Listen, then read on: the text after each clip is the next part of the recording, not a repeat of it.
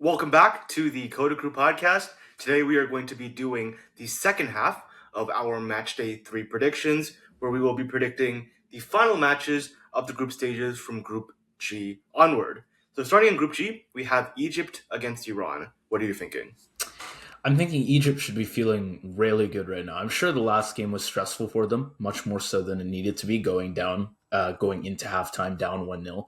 But as I said when I did the match reaction to this, the reaction after halftime from them was really impressive, shows just how stepped up this Egypt side is over the one that was at the World Cup 8 years ago, or even the one from 4 years ago. Zico coming up huge with the equalizer. Then from Salah, 5 shots, 5 chances created, a goal, an assist. Basically everything dangerous went through him in the second half. Of course, I'm very happy with that. Good contributions from Ashur, Hani. Basically everyone stepped up in that second half.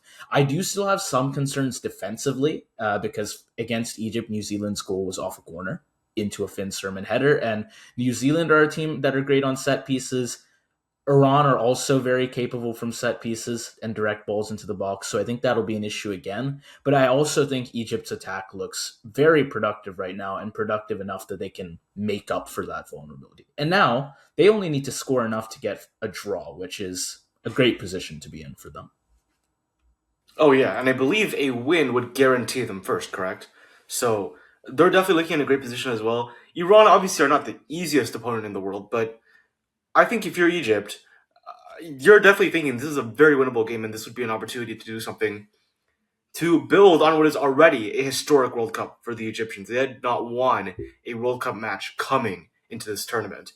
And I would say, first off, offensively, I think pretty much everyone looks amazing. Mo Salah, great game. Zico, great game. I would say Iman Ashur as well. The only question mark I still have, and I said this after the first match, is Omar Marmoush. I don't think he's doing much for the national team. But with everybody else firing as much as they are right now, it's not even been that much of a problem either. Then we have the backline issues, right? I think Hani was good, offensively speaking. Obviously, he got an assist, but there are some questions about how he played defensively. Ibrahim as well, Fatih as well. So, can Egypt cope with an Iranian attack that, like you said, they're very strong with set pieces, but also in transition? It may be going down to can Egypt outscore the Iranians, but even then, that's maybe not the worst proposition if you're an Egyptian right now. Yeah, and as for Iran, like I will give them good credit for sizing up to a formidable Belgium team, formidable on paper anyway. But I think that game also showed some clear limitations for them, what they are and what they aren't. They are a very stubborn team that can sit in a 5-4-1, crowd the box, make every touch very awkward, and trust in their keeper as well to bail them out when that is necessary. Baron Vond was great in that game. That all worked very well. Belgium got very frustrated, tried to force shots, and for how many playmakers Belgium has, they were not productive. They were not looking at all at their best. But Iran did not exactly look ready to take control once Belgium went down to 10 men. They still had some good moments, mostly through transitions, through set pieces, but not enough sustained pressure for a team that had the extra man and definitely needed the win more as well. That's the problem here because they had to push for a win against Egypt too. A draw is probably not going to be enough. And if Iran do have to No, push it, for it the probably game, will be. It probably you will think be. so? 3 points and zero GD. Yeah, it's definitely gonna be one Okay, of the better it's first teams. questionable though. I wouldn't want to be in the No, I don't think it position where is. I'm on neutral GD and I'm worrying about. I mean, I you just look at the teams that have already finished in third. Like South Korea are looking worse. Scotland are looking worse. Just from what we've seen so far. Of the 5 groups that have finished, I'm trying to think what happened. Well, I guess we haven't seen Paraguay yet. So I guess of the 4 groups that have finished so far, 2 of them would be below Iran. So I would say it's looking quite good right now. okay. So yeah, I don't think there's much of a. Still, I'm I don't not think there's much of a liking. question. If you had to ask me the prospect of an Iran win here, very low for me because regardless, they're not looking like the kind of team where they're going to push for a win. Whether they need it or not, it's like they could have used it against Belgium and we did not see it at all, that push. So I'm gonna say just now I'm gonna say Iran are not gonna win this game in my mind. I'll give my prediction later, but yeah. Yeah, I think when I look at this Iranian offense, we saw some good transition threat, and to be fair, Courtois did have to make some good saves before that red card. But like you're saying, I think that Iran continued to play, at least in my mind, as if Belgium weren't a man down. They kept trying to rush plays. They kept trying to play through speed only in transition when I think, considering the man advantage, Iran could have played more like a quote unquote big team. They could have held possession more. They could have let Belgium get into a low block and try to break them down that way. I'm not saying it would have worked for sure, but I think if you want to be a side that can win matches, if you want to take control, if you want to be the dominant team, which you will most likely have to do against Egypt to win, that's not something I've seen from Iran, especially not this World Cup. And when we go back to the team, it's a point we've made many times, but that sort of situation where Belgium gets a red card, where you get the chance to push for a victory, that's the sort of game where you just wonder if Sardar Azmoun was there. If Sardar Azmoun was there, does Iran have 4 points right now? I think they do. I think without him, Mehdi Tremi, I don't think looked great. I'm not seeing so much individual. I'm not seeing so much of an individual. I guess somewhat besides Rezayan. I'm a little bit worried about the ability of this team to break down a low block, like the one that Egypt are at least capable of showing. And then, if they do lose the ball, because they did do that quite a bit as well against Belgium, what is their ability to defend in transition when they're forced out of that low block, when they're forced to try to survive the speed of a Mo Salah, of a Zico, of an Iman Asher. I think that's going to be quite difficult for the Iranians. Yeah, and I do think Iran will be the team here to sit in that block, defend with numbers. They will absorb the pressure and they'll do their best to survive it. But even still, I'm going to take Egypt. I just think their attack looks very productive here. If Iran do eventually have to push up, or not necessarily have to, but they just want to get a goal, I think there will be good space for like Salah, Zico, Zizo, and maybe even Marmoush to punish. Yeah, Iran will probably play for the draw, but still, I'm gonna take Egypt to eke it out. I could even see like two early goals potentially. Even if it's one early goal, it's like Iran have to come out of their shell at that point, right? Because a draw might be enough. A loss is not going to be. I'll take an Egypt 2-1 here. I think that, Thibaut Courtois was able to make some good saves against Iran, even before the red card, when Iran had those set piece threats, when they had those aerial threats and transition threats. Based on what I saw from Egypt in these two matches, I do not have a lot of faith in their ability to defend set pieces. I think that, for example, Mehdi Taremi actually scored a goal against Belgium. Obviously, it was called offside by the slimmest of margins. But Iran's set piece threat is absolutely there. And look, I think that the keeper switch by the Egyptians, putting on Shobir, that has helped to a certain extent. But while I don't want to blame him, I don't want to blame him completely. That's not what I'm saying necessarily. I just don't think that he can make all the saves that Thibaut Courtois had to in that match against Belgium. I think Iran can get a goal even if they play their low block, and because they know that they're very likely to go through, probably about 95, 98% chance of going through if they get the draw. I think that's just going to be how they play. I could see if you're getting a goal, but I'm going to say it is 1-1. Okay, yeah. Then we go to the other game in the group. We have New Zealand versus Belgium. Belgium, who have been one of the bigger disappointments of the tournament so far. Not on the level of Turkey or Ecuador, obviously, but still not good. Two games, two draws. No actual Belgium goal. Their only goal was the own goal that Lukaku forced versus Egypt. Against Iran, I know Doku was missing, and they were sorely missing the 1v1 threat from him. But even still, I don't think this game should have felt so stale. They had loads of possession, and you had De Bruyne and Tielemans constantly around the Iran box trying to find ways through, but they hardly ever did create a good opening for itself. So much of it ended with crosses into a crowded box, little short passes that ultimately they went nowhere. Nothing really went anywhere here on attack. There was, of course, the point blank shot from De Kuiper that was brilliantly dealt with by Berenbond. That was a well made, well taken chance for Belgium. It was maybe the only chance of that sort for Belgium. De Kuiper got into dangerous positions a bunch of other times and got nothing. So by the time Ngoy got sent off, Belgium had basically that one big chance. Find more, and perhaps Baron Van doesn't look like as much of a wall in Iran's net in this game. But ultimately, they gave him one really good shot. He saved it. And besides that, Belgium just were not productive enough. And despite now how far apart these two teams in this match originally seemed before the start of at the start of the tourney, I don't think Belgium have earned any comfortable prediction against New Zealand. Yeah, Very this turned questionable. from what should have been a guaranteed win to not being that whatsoever for the Belgians. You look at, I would say, the lineups made by Rudy Garcia, a lot of question marks there. Obviously, Jeremy Doku being missing for that one match, like you said, is going to be somewhat of a harm, but I think Lukaku and CDK have done nothing. I don't understand why Salamakers is continuing to start. I understand, again, being Trossard being forced to put on the light on the left, but I just think that Luca Bacchio would be a lot better in that position, and he has been a lot better when he has come on. I think defending a low block, it will be easier against New Zealand. Of course, New Zealand do not have the ability defensively that Iran do, at least in my opinion. But it has to be better. It just felt like individual moments. Jeremy Doku trying to create something by his own, Kevin De Bruyne or Tielemans trying to create something by his own, and it did get them some decent half chances. But with the form that Belgium has right now, finishing wise, I don't think half chances are enough.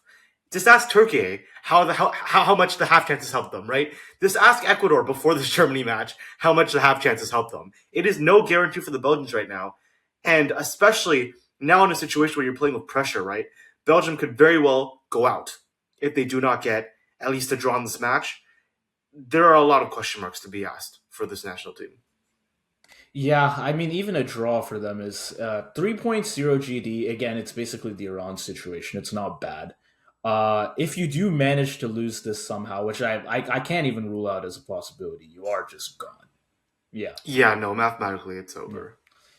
New Zealand, I had to glaze them a bit in my match reaction to make up for what I was saying about them before the tourney, but they really have looked quite threatening. They have taken the lead in both their games after all. And it's the simple but effective stuff. Against Iran, it was just Chris Wood, hold up play. He sets up Elijah Just twice. And against Egypt, it was the Tim Payne corner headed in by Sermon. Direct attacks and set pieces. They're not great holding onto the ball for too long, passing around for too long, so they don't bother, and it's worked out for them.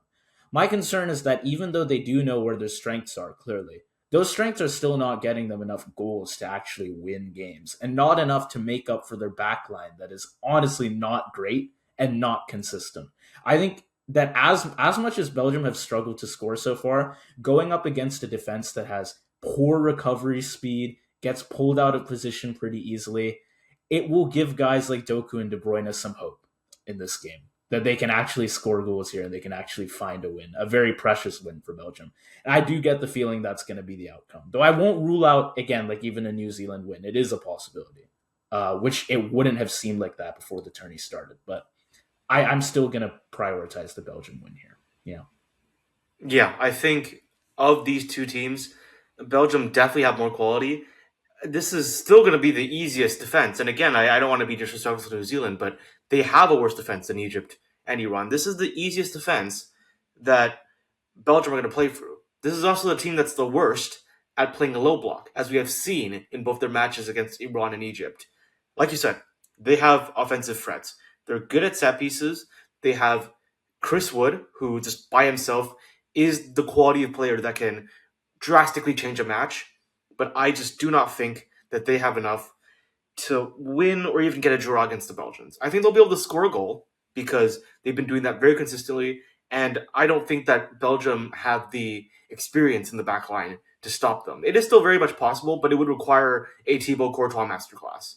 But I think if you have Doku and Trossard on the left and right, or even Doku and Luka Bacchio, however you want to play it, there is just too much quality there. The New Zealand backline will not be able to cope. Belgium will make it much more nervy than they need to, as they have been all tournament long. But ultimately, I'm saying they get a 2-1 win. Yeah, I'll take the 2-1 win as well. But like you, I don't love it here. New Zealand can definitely make this very uncomfortable, especially because Belgium have not looked secure against set pieces, against direct play. If Tim Payne's delivery is good again, or if you can just get Chris Wood bullying people in the box, I can absolutely see New Zealand scoring first, or at least very much threatening to do so. But New Zealand's block did eventually crack against Egypt, and I think Belgium will have enough individual quality to find their openings as well. It might take a while. It might be way nervier than Belgium want, but I will say their talent wins out. So I will also take the 2-1 to Belgium. Yeah, I think that's fair. And now moving on to Group H, we have a very interesting situation, Cabo Verde, Saudi Arabia, and Uruguay can all advance, but obviously at least one, and very possibly two of those teams ultimately will not. So let's start with the first match. It is Cabo Verde against Saudi Arabia. I mean, story of the tournament we have here with Cape Verde, with Cabo Verde, right? Because we saw their defense, and of course their keeper holds Spain off for the 0-0, amazing as is. But then we got the 2-2 draw to Uruguay, which shows one, that the first game was no fluke, and two, that Cabo Verde don't depend on Vizinha for a result, right? I think they showed a lot going forward against Uruguay. Not in the first half, to be clear, where they got the free kick goal, they hunkered down, and they still conceded two before the end of the half. But the second half for Cabo Verde, that was a good showing. 10 shots, they forced two saves, got a goal in the 60th, and they were still pressing well afterward. They wanted the win. And like even with the Spain game, it was a great result, but the plan clearly was not to go for a win. But I have to imagine when Cabo Verde got that result, it gave them a lot of confidence going into the Uruguay match. So they really did want to play for the 3-2. It's a shame they didn't get the win there, but it must be said it was very much a possibility for them. Now, given how the groups worked out, I can't say that we'll see the same aggression here against the Saudis, but I wouldn't rule out, given the way that these two teams have been playing, I wouldn't rule out a big Cabo Verde win as a possibility here. Yeah, absolutely not.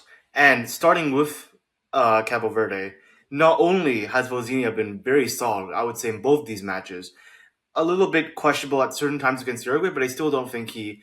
Certainly, I don't think he let the team down anyway. Those were not two shots that you can reasonably expect the keeper to save. But something that I have said from the start of the tournament is that Cape Verde, unlike many other underdogs, can both hunker down, play in transition, and also play in possession.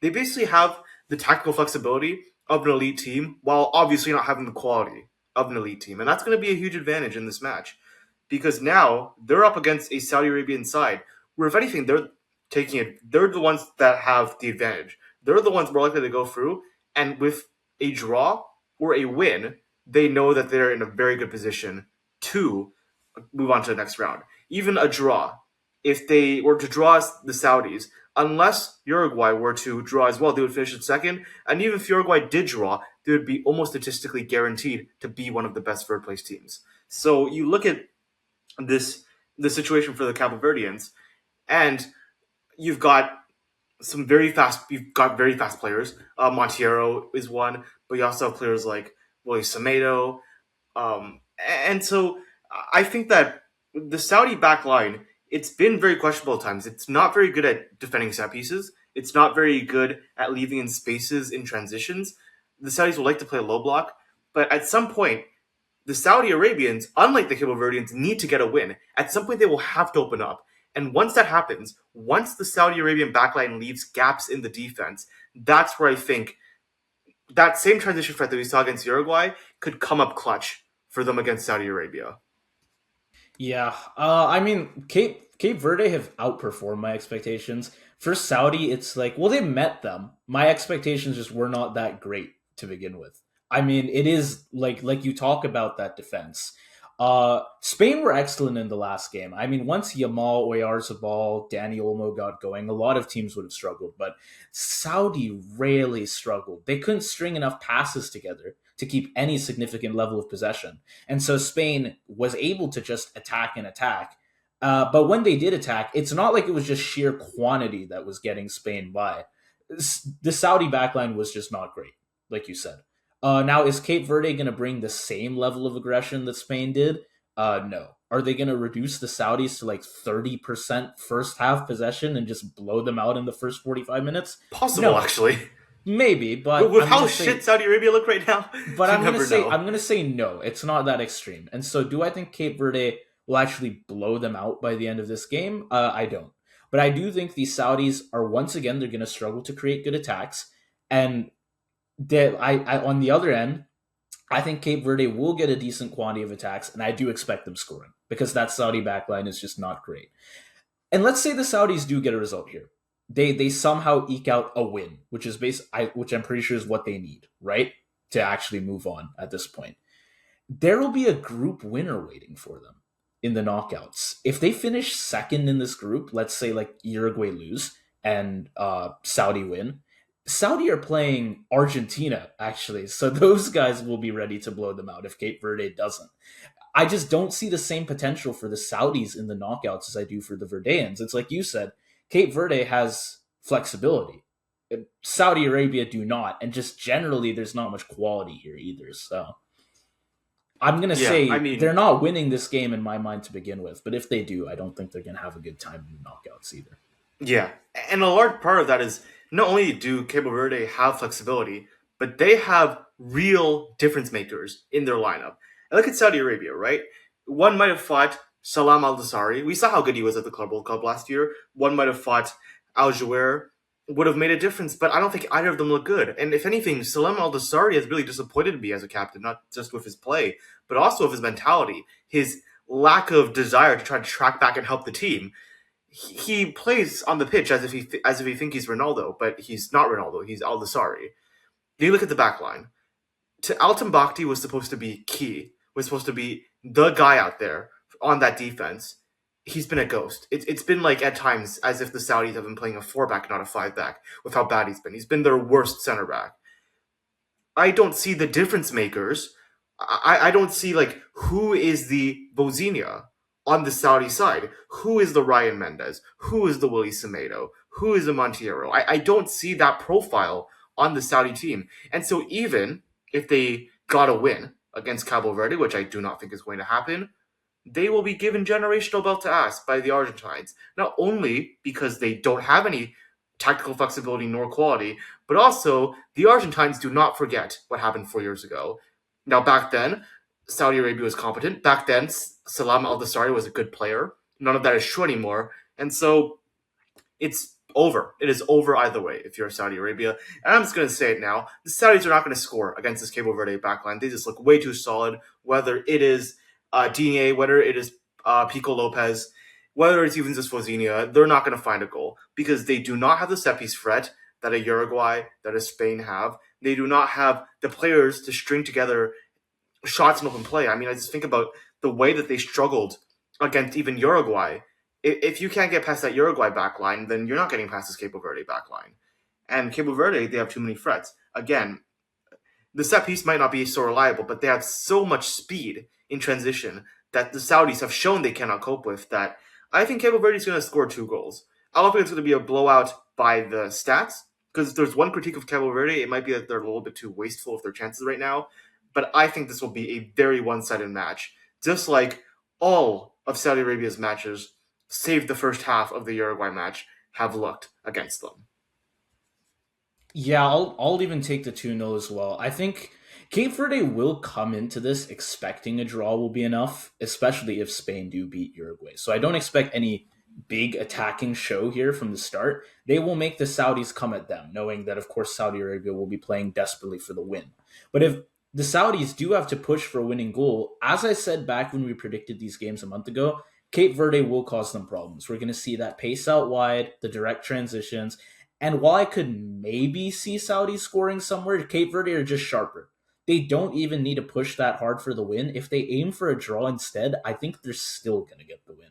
I will give it to them 2-0. If Saudi score, I think, yeah, they'll push a bit more for goals. You could give it like a 3-1. But I think it'll be a pretty comfortable margin on like And most of the might I stats. mention, this is a Cabo Verde side that has already gone a goal down against a much better opponent and has still come back. Yeah. Right? They And have that it's mentality. And also, it's like Spain couldn't score against him. Uruguay needed two pretty damn good, like very hard to save shots. Does Saudi have a Maxi Araujo who's going to score something like that for them? I don't think so. They've not Yeah, shown I that. mean, maybe they did Again, 4 years ago, but those they don't guys have are those just game not the changers same now. anymore. Exactly. Yeah. No. So I don't see him scoring. With All that, right. then, we can go to a game that will probably have a lot of scoring for either side. We'll start Group I. Let's go with Norway versus France. I think. What about Uruguay via Spain? Oh crap! My bad. I realized we started Cape Verde. My notes are a bit messed up. That's fine. Uruguay, Spain, Spain. You know what? This game will have a lot of goals as well. I'm sure. My transition's fine either way. Spain badly needed a win, right? After that Cape Verde game, a big one, and they got a big one. when they drew Cape Verde, it was part down to Cape Verde being great on the day and Spain just not. So now we got Spain looking like Spain again, quicker, sharper, more aggressive, ruthless with their chances from the get go, like Oyarzabal, who went from barely touching the ball against Cape Verde to 2 goals and an assist in the first 25 minutes against Saudi Arabia. We also saw Yamal starting, and again, such a big difference to the start of these games versus against Cape Verde, where he didn't come on until the 70th. Saudi were poor, to be fair, but Spain still did what a serious contending team should do to a poor team. They killed the game early. And Uruguay have been a pretty poor team too, so I want to say that Spain can probably get something similar done here. Yeah, I think. Remember, if Spain do not win this, or if Spain do not get at least a point, they are not guaranteed to finish first. If they do get a point, technically, mathematically, Cabo Verde could pass them, but that does seem quite unlikely. I think Cabo Verde would have to win by 4, which actually, you know what? That's not impossible, but shit, maybe Cabo Verde will score more goals because maybe they'll be trying to gun for first. I mean, they don't want to play Argentina either, right? Yeah, yeah. No one does. Yeah. But Um, anyways, the Spanish in this match, look, they have too much quality, like you said, right? With Oyarzabal, with Yamal, with Danny Olmo, with potentially Nico Williams back as well. We'll see what happens there. All firing. They just have too much for this Uruguayan backline to handle. This Uruguayan backline has looked really bad. They've conceded. I mean, without having played Spain yet, they've already conceded 3 goals. So very questionable there, in my opinion. And the offense doesn't look very good either. I think the only chance Uruguay would have had would be to outscore the Spanish national team. And it's very difficult to outscore the Spanish national team when your front three is Maxi Araujo, who, to be fair, has been good, Vinas, and Canobio. Canobio is very good at doing cardio, but cardio doesn't win you matches. Vinas is very good at missing shots, but missing shots doesn't give you goals. And Maxi Araujo can score scrappy chances, but it's not going to be enough against the Spanish side. They're going to be completely outclassed here, and I think that with the lack of mentality that this Uruguayan side has shown, with the fact that their backs are now against the wall, they have to get at least a draw against one of, if not the tournament favorites right now. I don't think that they're going to be able to cope. I don't think that Marcelo Bielsa, who has looked like he's already given up, can cope. And frankly, this is a team that deserves to go home and will be going home once this match is over. yeah, I mean, it's another very disappointing team out of CONMEBOL. I don't know what to say. They're not getting battered in their games, but that hardly vindicates them because they really should be the ones doing the battering. Yet they're struggling so much to score. Against Saudi, they needed a spill from the keeper Alois to find the equalizer. Against Cape Verde, they scored twice, but so much of it was just throwing crosses and long balls into the box. They could not break Cape Verde down cleanly. Cape Verde looked like the more fluid attacking team at times, which is wild to say given one, they were largely still playing for the draw. Like they needed the win less than Uruguay here. And also, this is fucking Uruguay I'm talking about with Araujo and Valverde and the like. What more do we need here to see a flowing attack in one of these games? Do you need to bring on an injured Diar Sketa onto the pitch for Uruguay? Like, there's enough talent for Bring them Luis right Suarez now. out of retirement. These guys are working so hard for every goal, and they really shouldn't be. They really should not. It's very disappointing. Yeah. Yeah, no, I'm look, Spain 3-0, whatever. Look, I don't think Spain will be trying that hard, but they kind of went half speed against Saudi Arabia, and that was fine as well. So again, I've been pretty down on Uruguay from the start of the tournament. I had them not in the top 20, and I think even then I might have still been overrating this Uruguayan side. Marcelo Bielsa is a fraud. We have known this for the past 2 years. This Uruguayan side is a fraud. Bentancur is a fraud. Ugarte is a fraud. Valverde isn't performing for the national team. Vinas is a fraud. Vina is a fraud.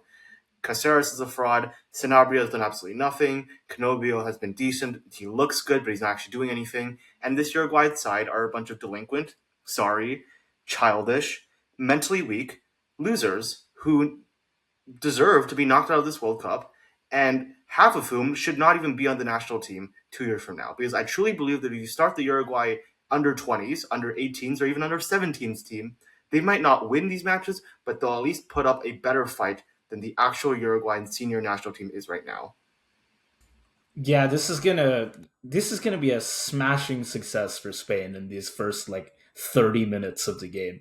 They're going to pound Uruguay. I'm going to say they get like 2 goals pretty early on. Maybe before the hydration break they get 2, and then Spain will kind of just be partying at this point. I could see them letting up a goal even at some point to Uruguay just because they've stopped taking this game seriously. But don't think that's because Uruguay's offense is any good. They can push up their fucking fullbacks all they want, and like what Varela and Sanabria, and they're still not going to look good in offense. Just as they did not look good against Cape Verde. I think Spain are going to keep scoring just through this game, and yeah, Uruguay can sneak in something somewhere, but only because Spain, it'll be like Germany Brazil. Everyone is just lining up to get goals in this game. Give me a 4-1 to Spain. Yeah, this will Yeah, be no, quite the wash. I think that's fair. Yeah. Yeah. All right. Okay, now we can go to Group I. We have another game that'll probably have a lot of scoring, but I think at least this time we can expect good threat from both sides. Norway versus France. I think, you know what, I'll start with France. They've won both their games pretty comfortably by the end, and yet still I don't know. I don't think we've seen their best 90-minute performance. Make of that what you will. You could say they're underperforming, or you could say, oh, they've got so much potential in them, right? Against Senegal, they were second best for long stretches of the first half before they took over. Against Iraq, there were still stretches where the passing felt pretty slow, pretty predictable, especially after the weather delay happened. Iraq, I think, were the better team for a good 10 minutes after the second half actually started. But that is the scary part for me. This slightly, somewhat inconsistent version of France is still winning 3-1 and 3-0 by the end. You have Mbappe there as the headline, 4 goals now. But it's not just him either. You have Elise connecting with them very well. Dembele now finally getting a goal. He's looking much sharper. You have Barcola, you have Doué, you have Cherki. It's all these talents that I can just list off, right? And again, the point is that they're not all performing at their best. Mbappe has been good, consistently good, since like maybe half an hour into their first game against Senegal. He was good. The other guys, not so much. And I guess now, how the question is, what attitude do you take Well, towards Michael them? Elise has been good. Yeah, okay, but my question is like, what attitude do you take towards a lot of these other guys besides Mbappe and Elise not being like consistently good across these games? Do you say, well, I think they're going to keep struggling, or do you think they're going to get better? I'm of the attitude that I think they will step up to the challenge here. They're going to play Norway, who probably will be their toughest opponent yet in this group, and I think they will be able to step up to that, and so we are going to see another very good attacking showing by the end of this game for France. I think what this also shows is that even if they don't step up, their baseline is very high. Probably they have the highest baseline out of any team at this tournament. Because when you have Mbappe and Elise on your side, the things you can do with just those two alone is absolutely unbelievable, right? I mean, the things that like Messi is doing alone at the age of 39 with Argentina is incredible, and you have two players who are better than him on this French national team. They look unbelievable, to be quite honest, unplayable. I don't think we've seen France at their best. I think, for example, Barcola and Doué have been sticking it up on the left side. This is a situation where you might put Dembele there, you might put Turkey central. You might, I mean, there's like infinite rotations I feel like you could do with this French national team. Somebody who has not had to come on yet, but we have to remember they still have a set piece threat and a physical demon in Jean-Philippe Mateta, who I've shat on all year, but who has actually found form in the last few months as well. So he might be serviceable for this French national team should they need him. I think France are going to score goals against anybody. There is not a defense in the world that can contain them. And so this Norwegian side, I mean, very questionable fullbacks, at least defensively speaking. I know that they actually contribute offensively. Take notes, Sanabria and Varela, but they're still going to leak goals. The question for Norway now is with Holland, with Nusa, with Odegaard finding his form again, with Sorloth as well, even, can they match this French machine in scoring goals of their own? Yeah, and to be fair, I think they absolutely can. They have shown us they very much have the potential to. If you have Muller, Wolf, and Ryerson just not really putting up anything in defense at the fullback roles, they can at least push to just outscore France. They can definitely try. I mean, in these last 2 games, the plan has just been score, score, and win, and it hasn't always been clean. But they are through to the knockouts now, basically just purely on the power of their attack. That attack looks terrifying. Holland's got 4 goals against Senegal. We saw the full cheat code with him, basically. You just get someone like Odegaard to carry forward, put in a pass for him, you wait a bit on the ball and you put in a pass for him, and he finishes it instantly. It's consistently good finishing from him. And it's not just Holland either. Nusa gives them good directness. I think Muller Wolf, again, not good on defense, but he has been very strong pushing down the left. Really, I think no one's decided yet to just try and crowd Holland and hope things work out, which happened in the Prem for a while, right? But they have so much other quality that they can't even do that. You can't neglect Sorloth that's and not really Nusa. a choice for them, exactly. Even if you shut them out, there's a very strong supporting cast that can pull their weight and more. It's a bit hard to say for me exactly how Deschamps is going to deal with this Norwegian attack, exactly how many goals we're going to see as a result, but we will see goals. Expect as much, especially when France's weak link is their back line. We should get lots of scoring here. Yeah. I think, now relatively speaking, I actually do think that Upamecano is better for the French national team than he is for Bayern Munich. Saliba is class as well, but I think it's the fullbacks, right? We keep harping on this. That's where the problem lies. Jules Koundé is fine, but I would definitely say he's a weak spot relative to the rest of the French team. Theo Hernandez has not been excellent either. There are also some questions about the midfield. Do you want to play between Rabiot, Kone, and Camavinga? How do you want to play things? Does Conte enter the mix at some point? But even then, just like Norway will be thinking, our best chances to win by scoring more goals. If I'm Deschamps, I'm looking at this matchup. We just care about winning. We don't care about the scoreline. If it goes to a scoring challenge, despite how good the Norwegians look, you would still back the French. You absolutely would. So I think it's going to be very high scoring. They've just got more. They've just got more. I mean, exactly. Yeah, they've got their bench. Their bench would be a top 3 attack in the world, right? Like they've got Doué. They've got like fucking Doué, Cherky, Barcola and what? Mateta as the bench 4. Like it's insane. It's unbelievable. Bro, pull out like a fucking Magnus Akliush. I think a lot of people have no clue who this guy is. I think he could do some. Throw him in. Literally just throw him in. There are options. So many options on this French side. Yeah. Yeah. Crap. I'm going to say... Yeah, no, you can go for yours if you have one. I'm just going to say, I think the Norwegians are going to score a goal at some point. They just have too much attacking quality, and again, they have great wingers, especially Antonio Nusa. I have a lot of faith in, and then Ryerson and Muller Wolf as well. I don't think that the French fullbacks will be able to survive that, but it could be another one of those matches where France sort of struggle to enter the front foot, but once they do, there's no stopping them because this Norwegian backline is not amazing either. France are going to score their goals. They're going to want to make sure that they top this group. They don't want to finish second and deal with whoever they'll have to play from that. So I think France are going to get it done. I think they're going to win this match 3-1. 3-1. Okay. I'll take a 4-2. Same margin. I don't know that I can say much for sure here. France will probably have more control in midfield. They do have more attacking variety because Norway do ultimately rely a lot on Holland. But they'd be right to do so because France press pretty high. If a ball gets through them to Holland, there's at least a 50% chance he's scoring. Just off rip. No matter where he's shooting from. We saw those opportunities for Senegal, but the issue is they were relying on Nicholas Jackson to finish for them against France. Holland will be fine to take those shots. So give me the France 4-2. It could deadass just be the 2 goals to Holland. And honestly, I'll say, we're both saying they France win by 2 goals. It could be closer. It could be a 1-goal win for France. For all we know, it could be like a fucking 3-3 draw, right? This is a shootout. France can win with the draw in this situation. Exactly, and they're fine to play for that if that's what it comes to. But it will be a shootout. That's the expectation. I think it will be a big disappointment for both teams if they're not looking threatening to score goals here. But expect a high score line. I will go with the 4-2. And with that said, we can go with the other match now in Group I. Senegal v Iraq.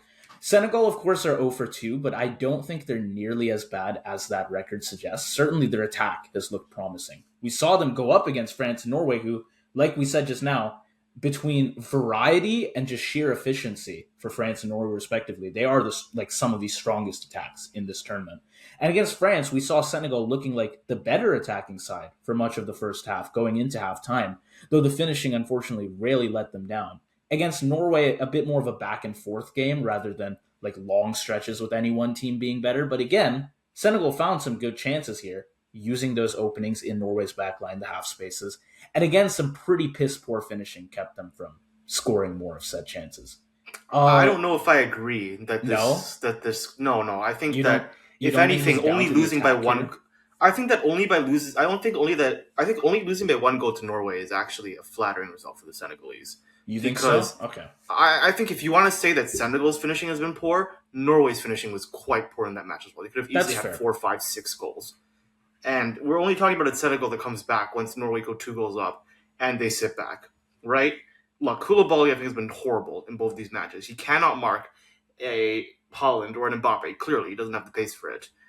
Nick Kate's look quite decent as well, but then Senegal on their own, they don't look good finishing wise. If it's 2 matches, I'm not going to call it a coincidence anymore. It is just a finishing problem. Sadio Mane has not looked amazing. He looks fine, but not particularly great. Nicholas Jackson cannot score right now. Ismail Assar's finishing has been very questionable as well. This could be a match where, honestly, you might have to just make massive rotations. I would say get Koulibaly out of starting 11, play Mamadou Sarr there, Right. and just make some radical changes. Make some radical changes to the front line. I think Ibrahim Mbaye has to start for sure, but this was horrible. I honestly, I think that they were horrible against Norway. I think they were fraudulent. I don't think They they need to make that many changes. Not because they've been great, but because put them against Iraq, who have been promising at times but much more inconsistent. I think Senegal just will be able to come out with a much I stronger think they result. will be able to beat Iraq either way, but I do think that if you want to look forward into the tournament, if you want to get ready for, they could be facing in Egypt. Yeah, Not Egypt. Egypt will not be that strong. If they could be almost facing in England in the next round, depending on if they even qualify in third or not, because they have an atrocious GD right now. Right now, if I'm Senegal, it is panic time. I'm sorry, you guys don't look good. Coming into this tournament, I had you guys as the best team in Africa. That conversation is over now. It is clearly Morocco, and whether you're even better than Cote d'Ivoire at this point, I'm not even sure I would anymore. say no, no, they're No, not. so They're you've not. fallen from a top 8 team in the world, according to us. Maybe we've overrated them. We've overrated them actually. To what now? Not top 3 in Africa, like what 20th in the world, something like that. Where I'm sorry, you have to make this is unacceptable. These are the Afcon champions. This is just they'll be fine against Iraq, but this team doesn't look like Lamine Kamara as well. I feel like he's kind of flown. I feel like he's kind of flown under the radar of other players being shit. Lamine Kamara has had a bad tournament. Yeah, Can we just be honest here? Look, I mean, also like Edouard Mendy has been really good, and honestly, another reason why Senegal haven't looked worse is because Edouard Mendy is making these clutch saves against France. How many saves did this guy make from Kylian Mbappe in that first match? How many cru- how many crucial saves did he make against Norway? I remember while I was watching that match, and to be fair, I wasn't constantly paying attention because I was at home. I was like trying to watch it on my phone as much as I could. I counted at least 2, maybe 3 chances that Norway would have scored if it weren't for a crazy Edouard Mendy save. Like I'm really talking about Norway could have had 4 goals, maybe 5 in the first half. So yeah, I know this Senegalese team. I'm rapidly losing faith in. yeah, yeah. But again, like with Iraq, like Senegal, they've shown a lot of potential in their games. Against Norway, quite competitive to start the game. They even found an equalizer when I think most people would have expected just a flood of additional goals from the Norwegians. Like the dam would just go wide open. Against France, they got to halftime only 1-0 down. Yeah, after the weather delay, I think for a little while, they were the better team. In both games, it was the same killer mistake. It was a terrible back pass at the back. Gifted Holland a goal against Norway, gifted Mbappe a second goal for France on a silver platter. They're just inconsistent. They are. I mean, Senegal, yeah, you can say they were bad against Norway. They were at least good against France. Iraq made that one big mistake in the back line, which is just not a good area of the pitch for them. In like they are prone to making at least one big error. And when that does happen, the whole team goes to shit afterward. They did not have it in them. like the first Norwegian goal, you're not going to stop that. I don't blame them for stopping that. Once the second one happened, they did not have the mentality to come back from that error. I think this team's got to go home, do some work on themselves, perhaps use the AFC Cup as an opportunity for that, and come back in 4 years, hopefully much improved and actually able to utilize this talent they have. Because right now, they're just not cohesive enough to play elite teams. They didn't play, I think, many games against other qualified teams before the World Cup. They've probably been found out a bit for that. Maybe I should have judged their strength of schedule a bit more harshly before we came into this tourney. I want to see these guys do well, but they're just not at this level yet. Maybe not talent wise, but again, it's just the mentality is not there. We're not. I don't think we're going to see them recover from that in this last game. Yeah, they're not, and I don't know that it's so much mentality per se. I think that they don't have enough attacking quality to really deal with elite defenses. I think that's what we saw, especially in that France match. It's not that they look bad on the ball. I mean, we've seen them play the way they usually do in AFC, except it's very different when you're facing, Upamecano vs facing the Indonesian back line, for example.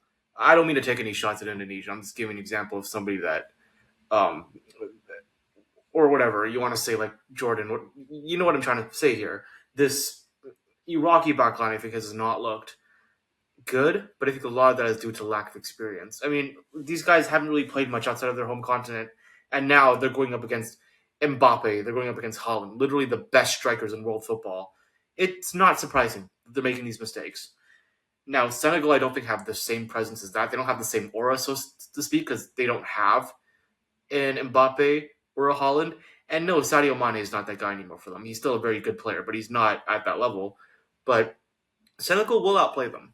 Iraq will probably be liberated, knowing that they're likely out. Their GD is so atrocious that I don't see how. I mean, even if a win, they can make it through. But they could score against this very questionable Senegalese backline. I don't think they can score if Mamadou Sarr and Niakate start, but I do think they can score if Koulibaly starts. And as for Senegal, I think they're kind of mentally shot too. They can get the win. I think they will get the win, but their finishing has been atrocious. And I don't know if they'll take advantage of their chances enough to make up for that GD disadvantage. I'm going to say Senegal win this 2-1. I think that puts them on -3 GD, and that becomes quite questionable whether or not they can go through. I think they're most likely actually not going to go through in that situation. I think they're on -3 GD now, so that would put them on negative. Or sorry, you're right. Yeah. It would be -2 GD, Yeah, which still not great. actually that's not as bad. That's It's actually not. It's possible. I'll give him a bit better. I'm gonna go 3-1 here. I think Iraq can score for sure. Because Senegal's defense for me has not earned a clean sheet prediction. And again, let's say you do take out Koulibaly. Well, there's no guarantees that whoever you bring in is going to do any better. Mendy, I think, has looked good at least, so that's a plus for them. But they've looked vulnerable when teams attack quickly, and I think Iraq has shown enough potential with this attack. They've shown enough in midfield from direct moments that I'll say they create a goal. But again, it's just they suffer under pressure. Like if you can build that attacking pressure, it's like 30 minutes into a game maybe that they will have some big error and things will kind of fall apart. I could even say Iraq take the lead and Senegal might panic a bit, but not more than Iraq might, like despite being in a leading position. Again, you poke and prod in that back line enough. I think it will break at some point. And I'll just say Senegal pull away eventually. They get the solid win. It could be 2-1. I agree with you. I'll say 3-1, but even with 3-1, whether it's enough to make it into the knockouts, it's a bit questionable. It's probably -1 GD, but it's not guaranteed. We'll have to see. it would be yeah right yes. I think -1 GD will most likely be good, but no it will be good, but Yeah, that's still not a very you don't want to be in that and position. it's not looking very promising going into And the it's you're knockouts, like most you likely said. playing England situation next as well, Yeah, which is not great. yeah. Yeah, Okay. Group J, then we can go to. Let's start with Jordan v Argentina. I want to say a bit on Jordan real quick. They are already out. I think they've been very respectable in this tourney. Arguably, they have met their expectations, if not slightly exceeded them. They I scored think of against how Austria. much people have disrespected them from the start of the tournament. I They've think actually they exceeded have. their Yeah. expectations. They scored They against maybe met Austria. our expectations, but they've exceeded The like average, what the yeah. average person has been saying about them. Yeah. Scored against Algeria as well, so in both games. And in both games, I think they showed a lot more going forward than a lot of people probably expected. For sure, Altamari has been giving them good direct threat, but they just can't defend well enough. Not against the attacking rosters they've been facing in this group, anyways. Set pieces have hurt them again and again. Against Algeria, they were undone by two corners. In the Austria game, I can't blame them for conceding the first goal, but the second was an own goal off a corner. Then I remember they also had like a back pass that wasn't even bad from the defender, but the keeper was very close to fucking up. And then the third goal, a penalty after a handball, after they'd gotten torn apart in front of the box, despite having good numbers in defense. Forget being inconsistent. I think the defense has just been consistently bad for Jordan. And if they were giving up these chances against Algeria, and against an Austrian side that often wasn't even playing in their high press, but like in the case of that third goal was they were moving a lot more slowly around the box. You have to imagine they're going to give up quite a lot to Argentina as well. An Argentina team who they've just like if no one else, it will be Messi who will just find a space in the back line. I'm sure against Jordan, that back line's not been great. He will find the room to just take a shot. And he can make it. He can just shoot a screamer from outside the box, and that'll be the end for Jordan. Yeah. Yeah. Um, I'm hearing rumors. I don't know how true this is, and I guess we're not going to know until it happens. I'm hearing rumors they're going to see some rotating from the Argentinian side that they could play this essentially a B team. But even then, Valentin Barco, Nico Paz, they're not exactly pushovers. We then see more of the arguably unwatchable dead just physicality merchant Argentina that we saw in some qualifying matches. But I don't know if Jordan can cope with that either. I mean, that's not really their style of play. And I think physicality is an area where the Jordanian national team can struggle. Now, if I'm right, I do think Jordan will be able to get some better chances in transition. I think about, Ali Owen looked really good against Algeria, in my opinion. Al Hardy as well. He really surprised me. Musa Tamari was quite solid as well, but I honestly think he was the worst of the three, which is saying a lot given how quality he has been for the Jordanian national team.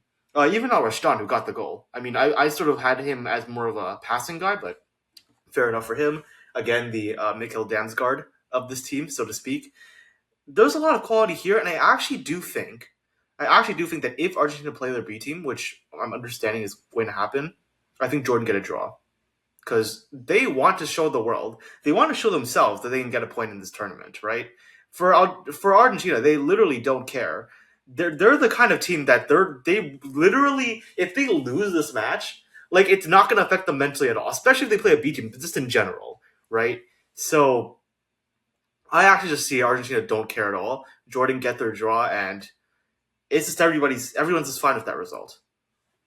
Okay, I'm gonna say they don't. I'm gonna say Argentina don't let off that much in this game.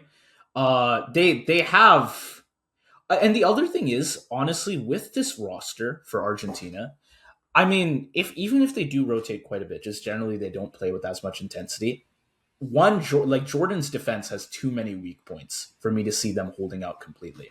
Like they can get hurt from open play, wide areas, definitely on the set pieces, or again just Messi finding a little pocket and shooting as he pleases. And two, like I'm going to look at the rotations. I think a big thing will be the midfield because Jordan, if they're going to score, they need a good amount of the ball. Maybe Argentina put in Lo Celso or Palacios or Paredes or maybe Barco in the midfield. Hell, put them all in. I still think they get most of the ball. You look at Jordan, the double But pivot. that's how Jordan like to play. They don't want most of the ball. But I don't think they've been. Have they been efficient enough with their chances still? I don't think they've been efficient enough that like if Argentina's still getting a lot of the ball and presumably they're scoring, I don't know that Jordan can like outdo them. Well, I think With if Argentina is scoring, then yes, they're I cooked. But like think about, I am gonna like I'll say just say they this, score. right? Jordan against Algeria. I mean, the first half they were dominant. They had like less than 40% possession. Yeah, So yeah. that is their But game. I look at like Jordan. What's their midfield? We've got like Al Rashdan and Al Abde there. These guys are Yeah, gonna well, get. let's not disrespect. I That's a know, decent but if midfield. it's just them, I think they're gonna get passed right through. So Jordan, they can't be pushing their wingbacks up. They've got to pull them back. They have to stay compact here, I think. And that, for me, is just going to ensure more possession and more attacks for Argentina and a lot less aggressiveness for Jordan. They don't need to try here that hard for a win. I am going to say Jordan scores something, but I just don't think they're going to outscore those defensive woes. And again, I don't think they're going to be aggressive enough. Even if they do get a decent amount of the ball, I think they will be largely contained, even by a B team from Argentina in the midfield. I'll give it a 2-1. I'll say Jordan sneak in a goal somewhere, but I don't think they'll find that much here overall. So even if they are efficient, I'm not seeing the draw, to be Yeah, honest. honestly, now I'm thinking about it more, I think that Jordan will concede probably more than one. Did you have a I'm just 1-1 draw then? I I have a think. 1-1 draw, but Yeah. I'm Okay. just Okay. but I'm giving it based on I'm giving them the underdog tax. Like I want them to get a draw here. Like I think it would just be huge. It would be huge for the national team. A big mentality boost coming to the AFC Cup next year. But yeah, it's probably more realistic. That's probably more realistic if I'm being honest. All right. Algeria, Austria. This is a very, we've discussed this before, a very interesting game history wise. I'll start with Austria. I Another think, dimension has been added to it as well. yeah, Yeah, there were two dimensions. Now there's been a third because yeah, of with the knockouts. with the knockout situation. Right, right. Okay, well, I'll start with Austria. I want to say they should come away from these first two games feeling reasonably encouraged. They have 4 points, right? They are now in control of their own destiny. Most importantly, I think the identity of this team is pretty clear. We wanted to see the pressing for them from Rangnick. And it has caused problems for everyone that they've played. Even against Argentina, they forced quite a few dangerous turnovers, made life very uncomfortable, I think, for Argentina for a lot of that match. The issue is what comes after that, because once Austria gets into the final third, they look quite predictable. It's just hopeful crosses, not enough creativity through the middle. Again, it's really just down the wings, cross, and inshallah. That's what it is. And Baumgartner's injury has only made that more apparent to me. Like, I think you have Sabitzer here. He can produce moments. You have Arnautovic. He can too. Of course, the work rate is always there, but even with these guys that are here, they have good experience on this team. I still don't think it's not really shown for me. They've not consistently looked good enough to like overwhelm a quality opponent with their press. Maybe they're aging a bit for this strategy is probably part of it. The experience might not necessarily be a good thing for all of them. But yeah, it's questionable for me. Their attack is not like for how much of the ball they've managed to get. Honestly, like their ball winning has been good. For how much of the ball they've gotten and how aggressive they've looked, it's not actually converted into much at all. And Algeria have some good quality on the other end too. Like I still want to say Austria will be getting quite a lot of the ball here, but again, if they're not efficient, like I think Algeria can take advantage and they can find a result. Yeah, I definitely hear it. What I will say is, I mean, like the main problem with Austria, I think, is that they're too one-dimensional. Not just based on pressing, but like for example, they have no wing play. I mean, Sabitzer is not a winger, for example. They're playing him there because they literally don't have another option, right? Like they're starting Conrad Leimer as a number 10. Like this is a very questionably constructed, let's say, Austrian side. But I don't think that Algeria are in a good situation here. Now, with the shenanigans about the second place team, I think that applies way more to Austria than it does to Algeria because Algeria, with a loss, would be on at best -3 GD and 3 points, which is very risky in terms of whether or not they can qualify, right? So I actually think Algeria will be going for at least a draw. I think they might actually just play for a draw, which will be a little bit questionable for them because they're not going to breaking down a low block, and that is, or they're not going to breaking down a high press, and that's exactly how Austria want to play. But it is Austria who I think are much more likely to rotate. I think are much more likely to just not take this game as seriously because they're the ones at 0 GD who can actually afford to do that. And for the Algerians, it is that's one dimension, right? So the one dimension is the knockout situation. One dimension is just how horrible tactically this matchup is for the Algerians. The third one is for people who don't. Was it 1982 or 1986? I can't remember this now. I think I it was want to say it was 82. 80. It was 86? 82. It was 82. I'm pretty sure. Oh, 82? Yeah. Okay. Where Austria and West Germany knocked Algeria out by colluding in the final match day. All people can search it up if they don't know what we're talking about. Algeria want this win. Austria, I don't think they want this win, actually. I actually think they don't want this win. So there are tactics, but I don't really think that matters. I just sort of see a grudge match here for Algeria. I see an Austria not really taking it seriously. And at the end of the day, I think we're going to see a 1-1 draw here. I think the tactical advantage for Algeria for Austria just gets canceled out by the hate and the actual necessity to at least get a point in this match that Yeah, Algeria will yeah. have. I mean, I did predict like a month ago that just because of the emotional edge they'd have in this game with the history of these two countries, Algeria would be able to push on for a win. Basically, I may have jumped the gun. I don't know that that's going to push the game enough in Algeria's favor. And also, do they want the win?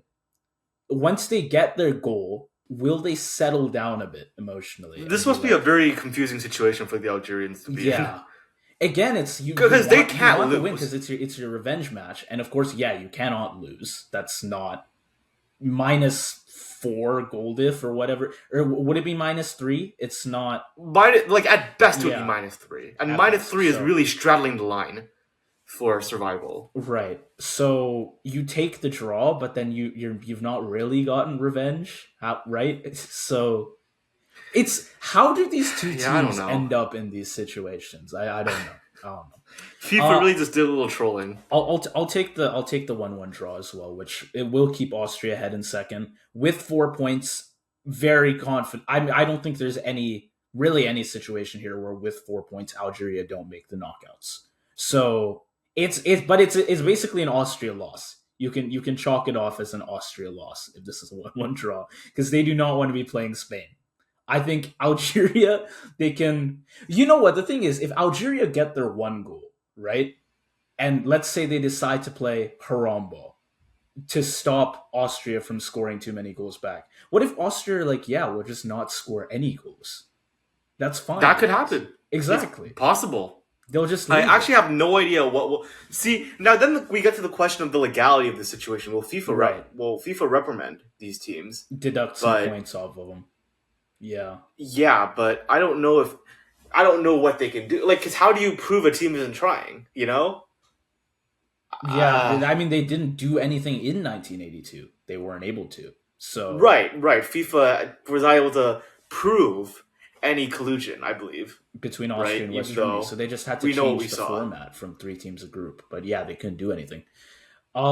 Yeah, crap. I'll take the 1-1 draw, but there's like too much external shit going into this Yeah, match I to honestly, really predict one. you might want to just put a question. Can I just change my prediction to question mark? Question? Okay, sure. Why not? Yeah, don't Yeah, don't just don't put that in don't the. hold us to the don't hold us to the draw here. Yeah, It's just I really I don't we know, man. are the ball knowledge makes no difference with this game. There's We are as clueless as anyone else could be. Yeah. yeah. Okay. Group K. Let's start with the two very defensive sides and also the two sides that need a win most, so that could be an issue for them.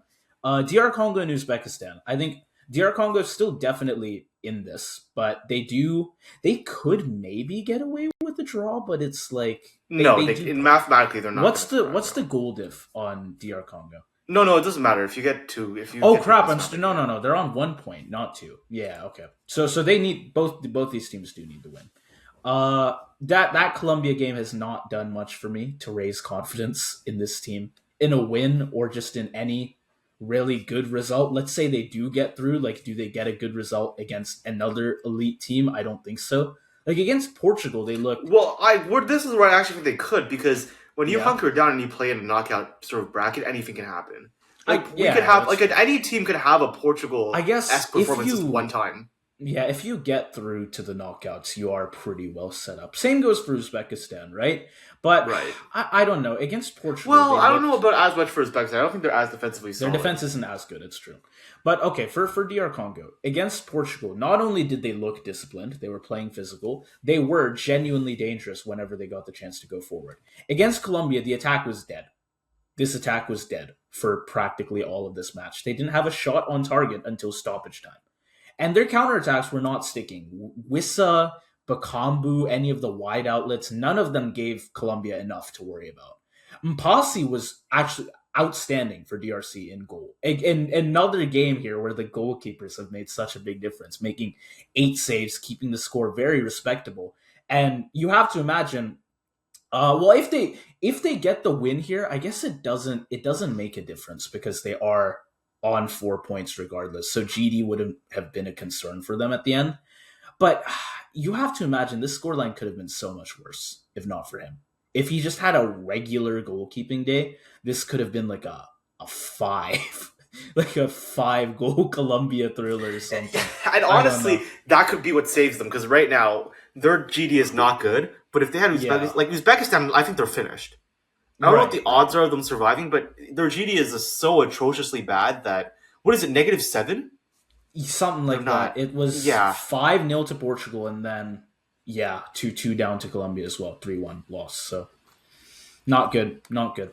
Neither of these teams, I don't think their defenses have quite held up. Again, it's like if your keeper has to play that well just to keep it 1-0, your defensive performance was not good. It was not in that game. Both DRC and Uzbekistan are defensive sides. That is their strong suit. And yet each of their back lines has had a game where they've been pretty shit.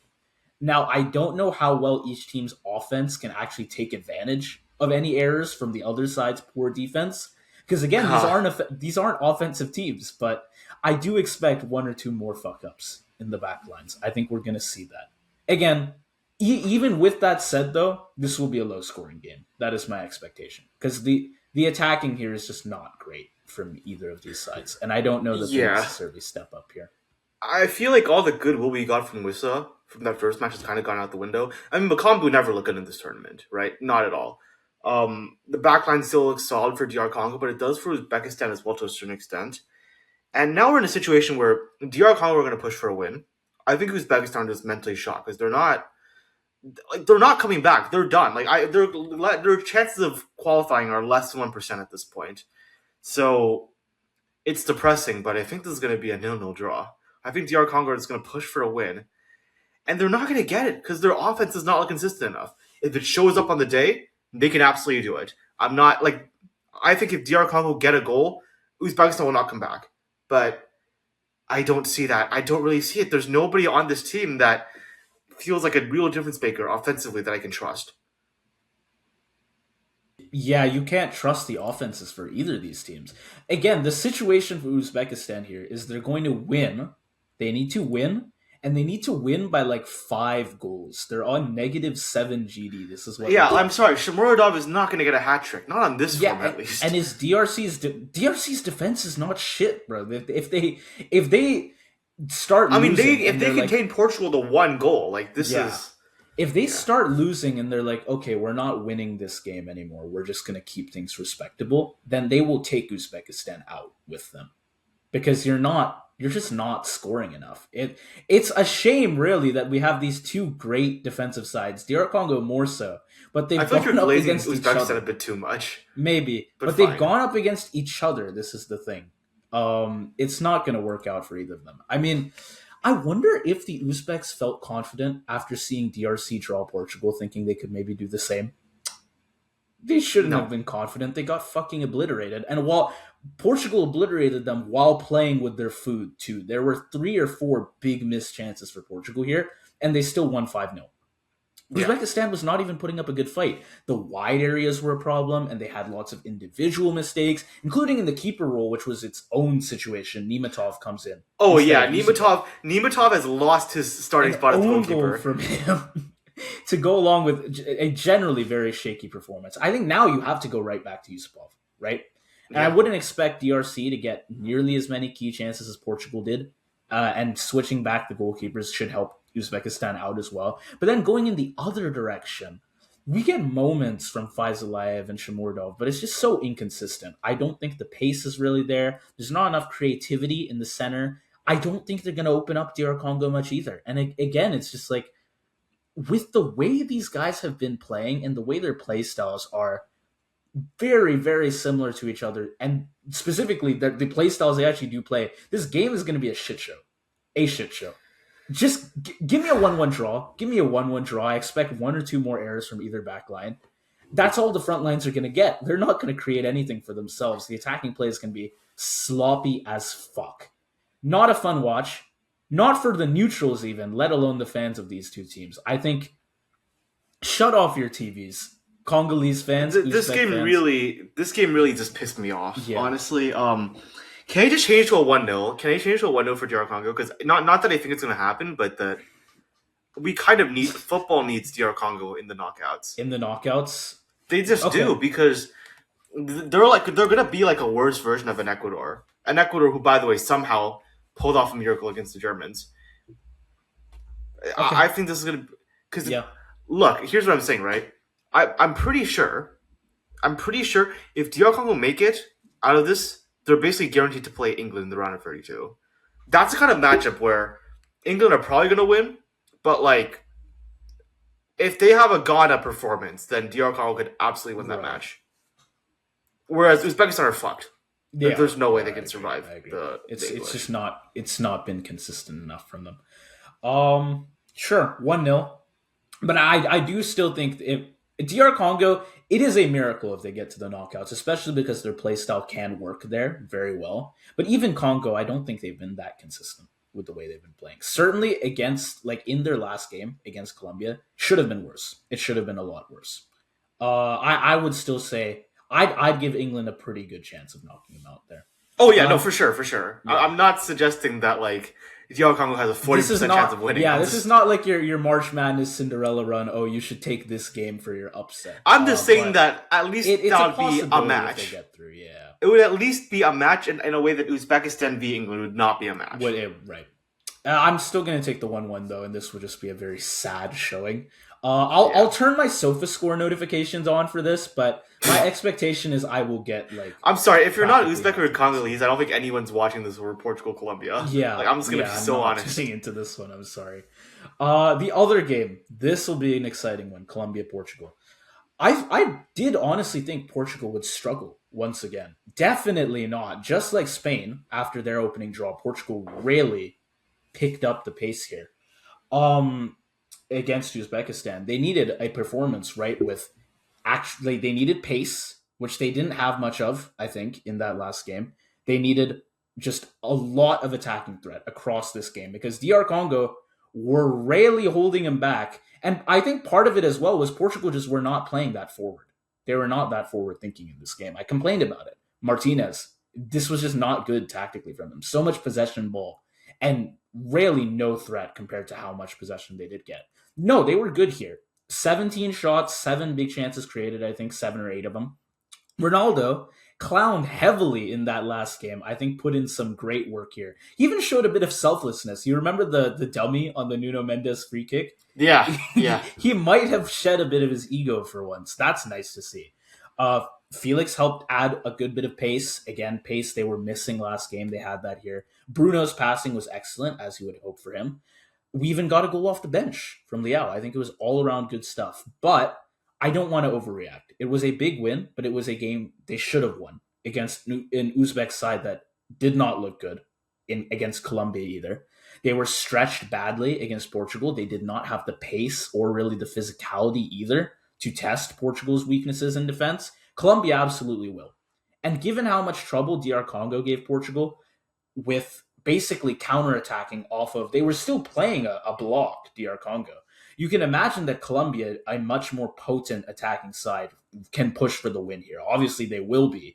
But again, if DR Congo looked like they could maybe get a win against Portugal, there's there's a very high chance for that for Colombia. I'm gonna say right now, if I was to take like my winning probabilities here, they swing towards Colombia. You could have a draw as well, but it's still questionable for Portugal, I to be think that honest. a lot of it though was just Roberto Martinez making horrific decisions. That's yeah, Now, because yeah, look, in that first match, Ronaldo really only had those two chances from given by Conceição, and he still absolutely should have scored one of them. I'm not excusing that performance, but he got a lot more chances here today, right? I don't think that his ability changed in these two matches. He just got a lot more chances and was able to score two of them. Like you said, Portugal were playing with their food. Like Ronaldo absolutely should have had a hat trick. A few years ago, he would have had a hat trick in this match, probably even more. But I mean, no problems against Uzbekistan, but this is now a side that you just play Pedro Ronaldo. You get so much more wing control, you get so much more directness, and this midfield is still the best in the world, right? I mean, you've got João Neves, Vitinha, Bruno Fernandes. They have offensive quality. It is just more so the defense I'm worried about. I think like Renato Vega, I don't really feel convinced of. Like he's making some questionable defensive decisions, and you have this Colombia side which don't really play flashy football, but they're the kings of getting the ugly result.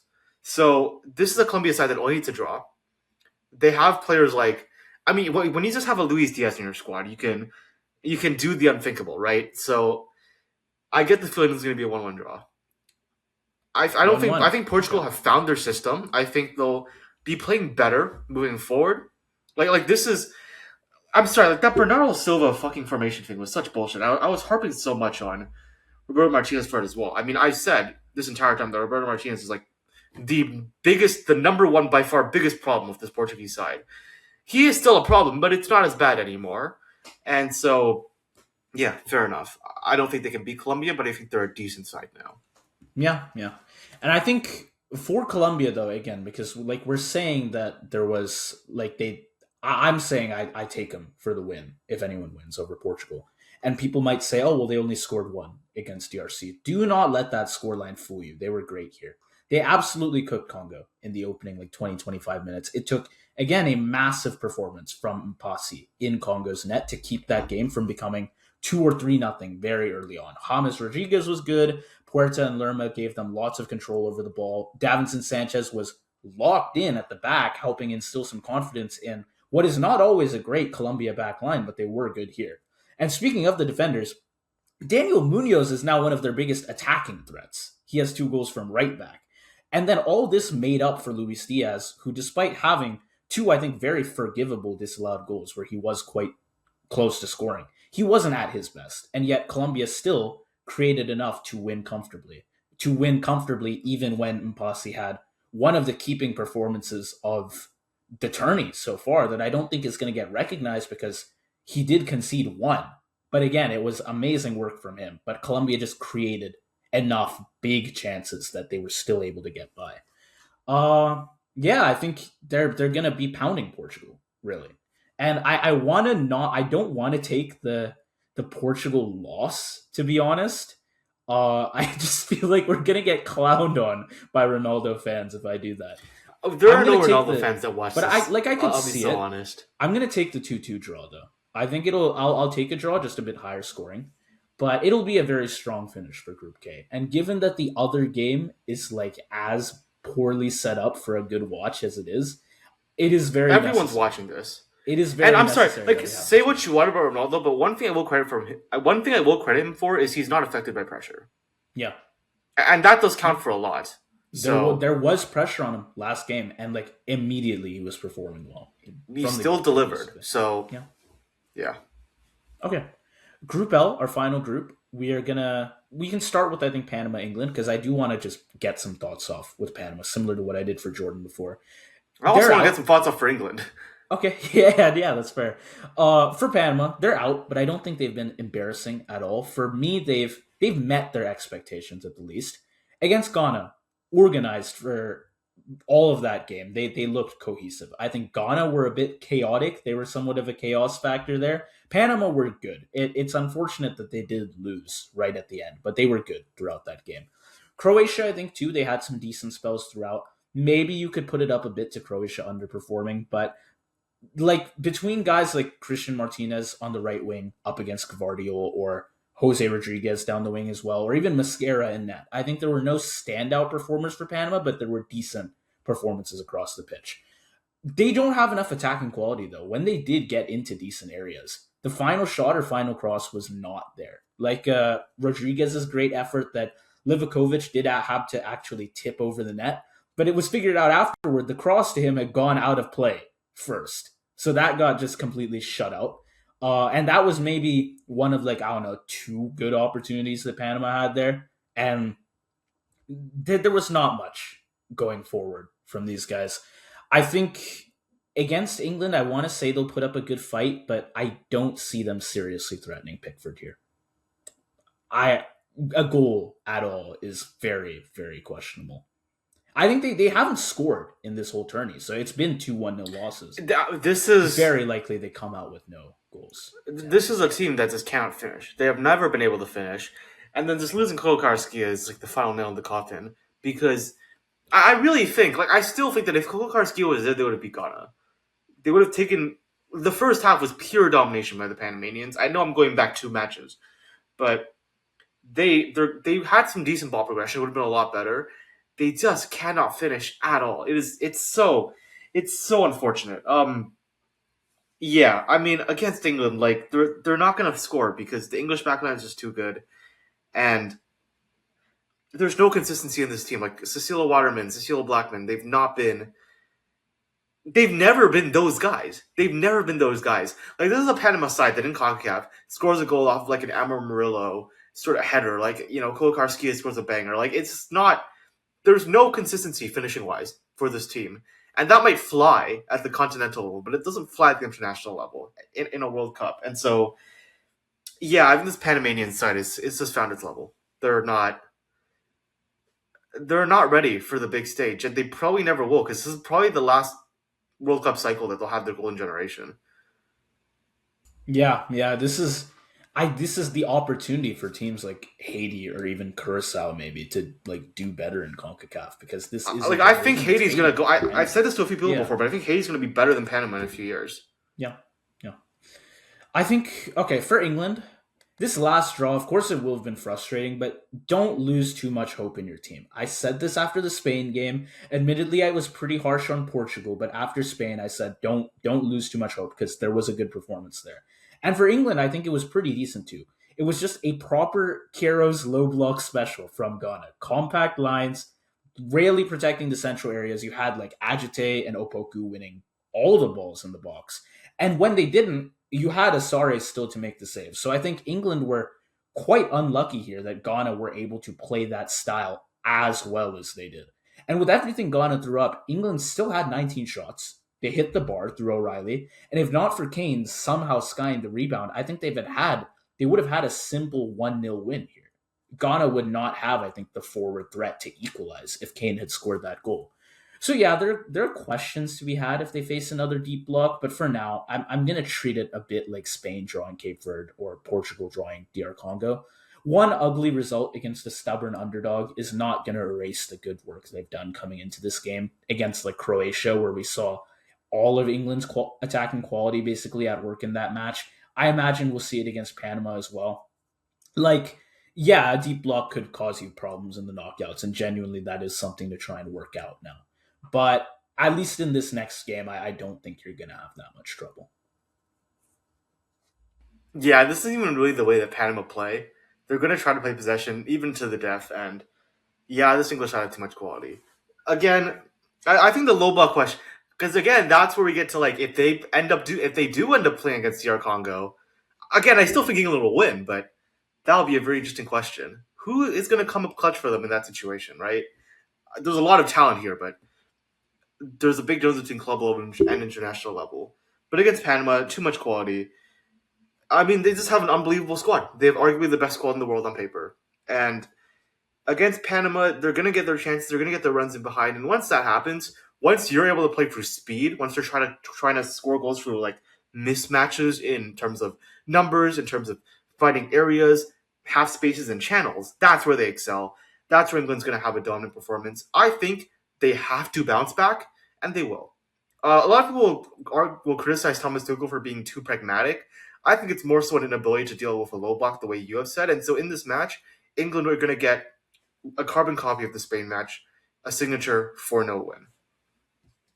Yeah, I think Panama, given they're already eliminated, will be playing a bit more front footed, trying to at least get themselves a goal in this tourney. I'm pretty sure they're the only But the team thing, I think thus that far only with that helps goal. England with the scoreline Exactly. more. Yeah.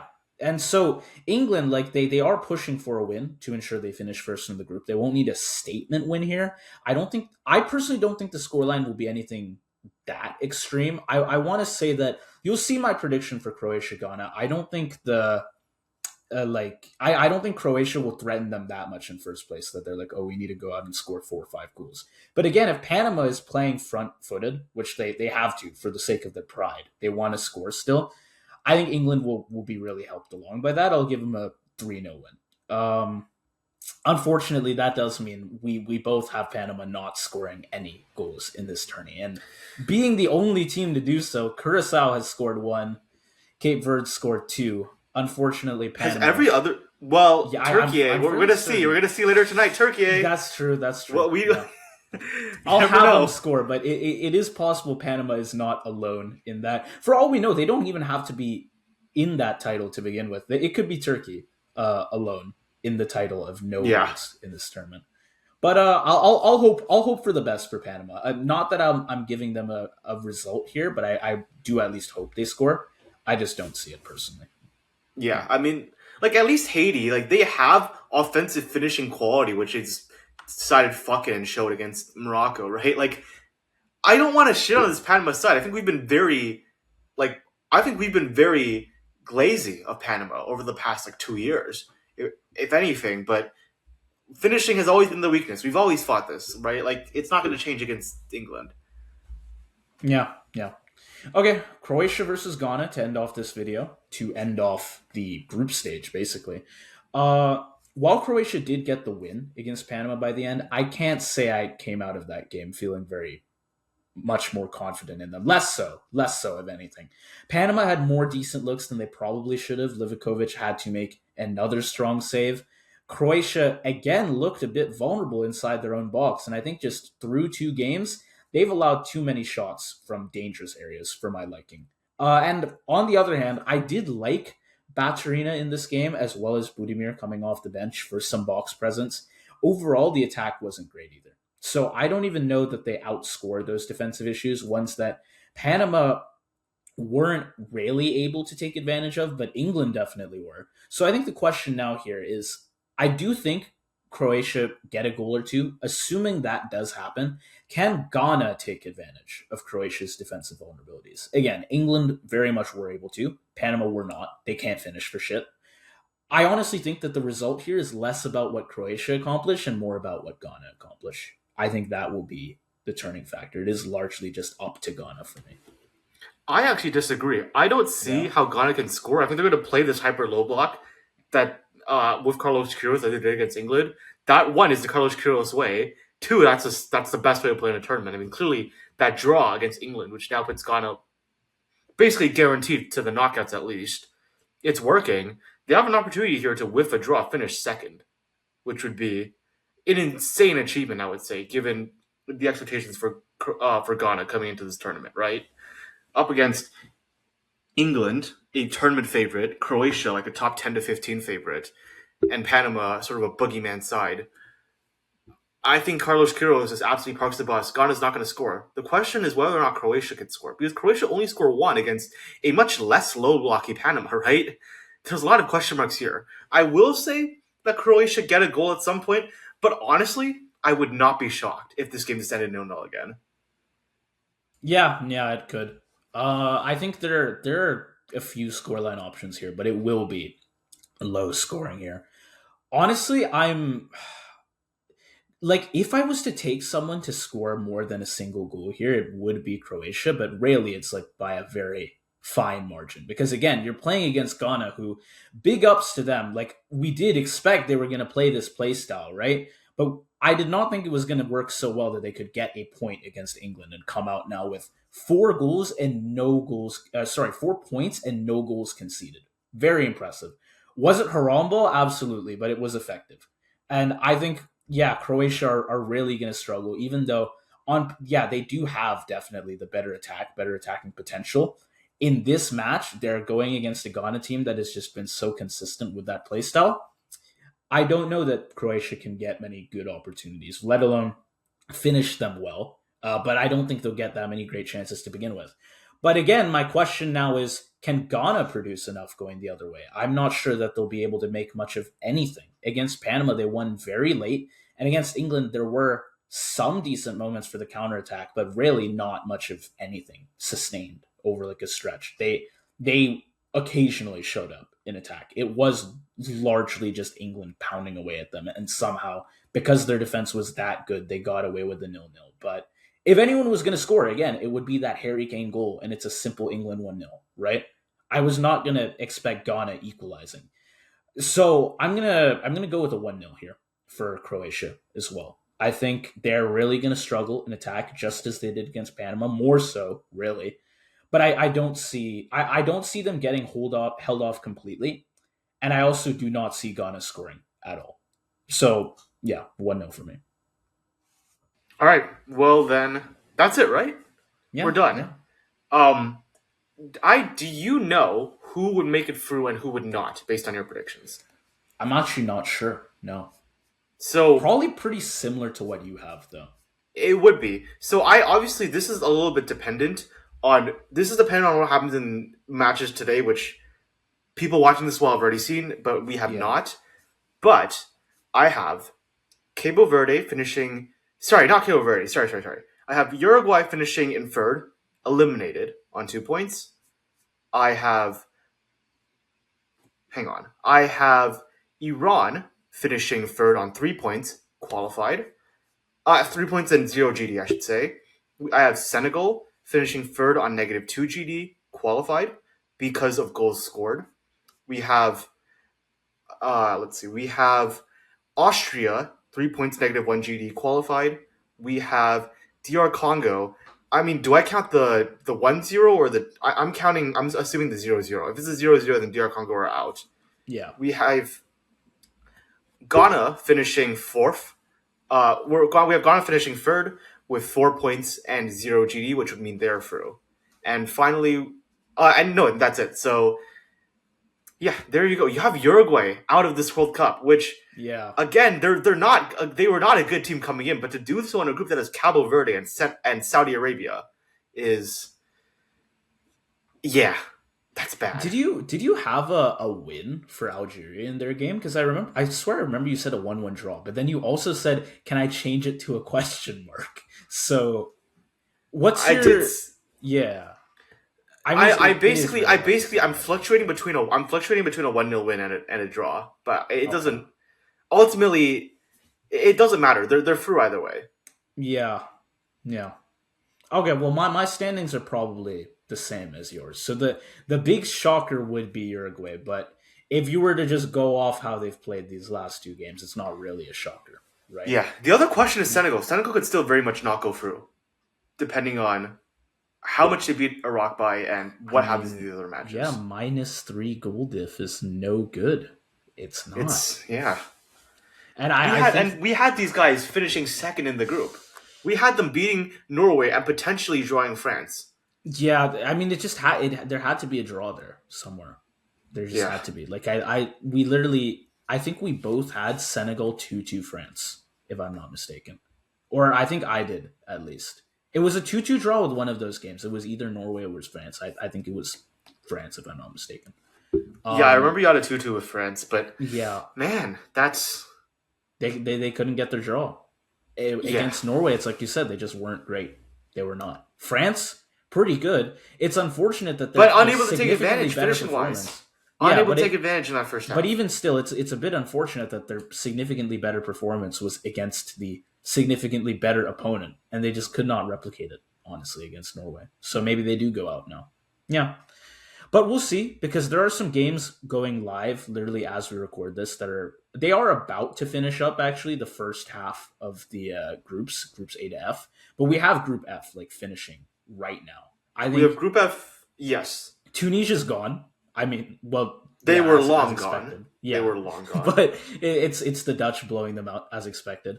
There's a 1-1 draw as I'm speaking right now between Japan and Sweden. So we'll see how that game goes. Maybe that makes a bit of a probably doesn't make a difference. Actually, Sweden are on 4 points, so It does, it's but we do have. We're if it looking at holds out. yeah, because they. I think they would most likely have been through either way. But Three now the points question, -1 goal diff if they lose it by like a goal is yeah, fine. Yeah. the question was if they lost it by two, as I was predicting before, then that might become problematic. But you never know. Like Sweden are still going to try to push for a win here, right? Yeah. So we literally have like 20 minutes of that game. We're probably going to cut off this recording, hop on that, and see how things go. But for now, I think the predictions that like you just put in, the four teams that you just had eliminated, basically that is what our predictions are going for. And I think some of these big teams are very questionable. Uruguay very questionable, Senegal also very questionable. So tune into those games if you are interested, just in even not as a fan, but just seeing how those teams do. Because they are very much dark horse threats if they get through. They have the It's like an talent. Ecuador situation where until just now, like everyone thought Ecuador were finished. Yeah. They were a team where if they make the knockouts, they're a dark horse. But will they make the knockouts? Like Paraguay are a good Right. example of that as well. Yeah. I would say. So I think don't doubt Uruguay or Senegal if they just sneak into the knockouts. But again, they have No, to no, do sneak doubt in Uruguay. first. Do doubt Uruguay. Do doubt Okay, Uruguay. yeah, fair. But they have to make it in first, right? So Right. we'll see. Do stay tuned for those games. And yeah, it's going to be the group stage done pretty soon. So we will be back very soon for you guys with some match reactions, but also probably predictions for the knockouts too. Yeah, Yeah, knockout bracket incoming. yeah, another Updated one bracket, probably. I should Yeah, we're say. gonna have to make another one. All right, yeah, stay tuned for more episodes from the CoDaKrew. And with that said, have a great rest of your day. See ya.